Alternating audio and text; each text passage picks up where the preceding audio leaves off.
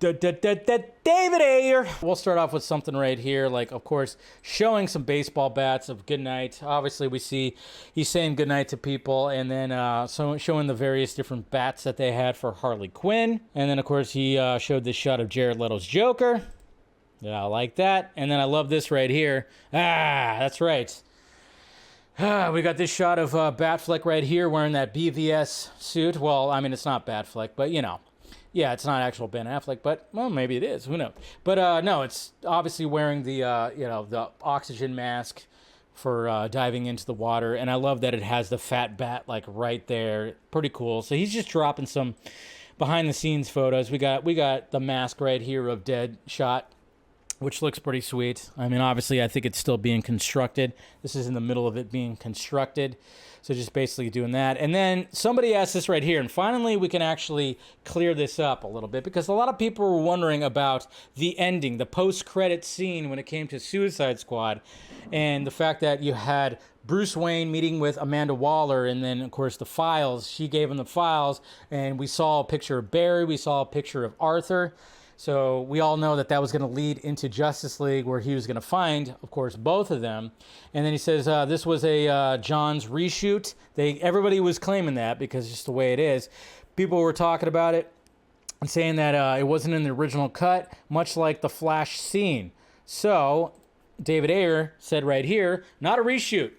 I shot the Wayne Waller scene in Toronto during principal photography and shut it down, or my friends' line was intended to hint at Justice League. So the fact of the matter is that was not a reshot scene. That was not a reshot scene. That wasn't something that Johns added. A lot of people thought that. He clarified that, so that's pretty good. Like that he did that. This is pretty good. I like this. This is a genuine tweet right here that he had that I thought was really good from David Ayer. What's your advice on how to navigate this situation with grace? There's a genuine curiosity and interest from a lot of people, and I'm aware of there is another group of people that have fun mocking the film. Have you ever had an experience in life that didn't until the way you wanted it? Okay. And that dragged you, that made you rethink everything? I have. All I know is my unseen film plays much better than the studio release. The interest in my cut being shown seems real and organic. And Gunn told me it would have its time to be shared. He absolutely deserves to launch his DC universe without more drama about old projects. In a way, I'm chained to this thing.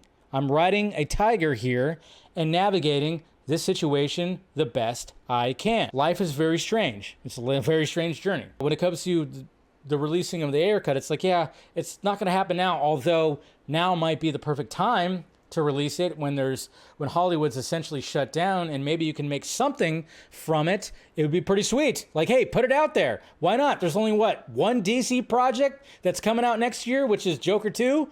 So why not throw this out there as well?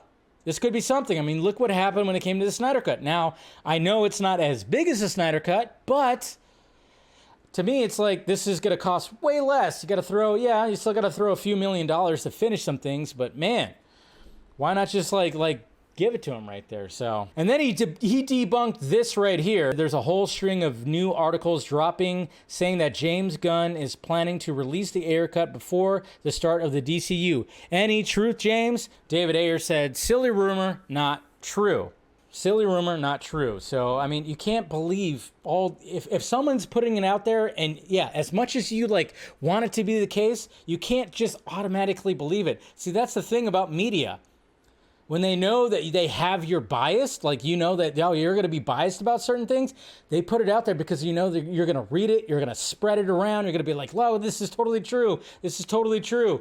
Don't do that. This is how we get into trouble. This is what has happened in the past. And sadly, there are still people that think that Warner Brothers was like, "No, you can't use Steppenwolf." And Steppenwolf was supposed to be in David Ayer's Suicide Squad. I still saw people over the weekend post about it. So I saw people passing this around saying like, look what they took from us. Look what they took from us.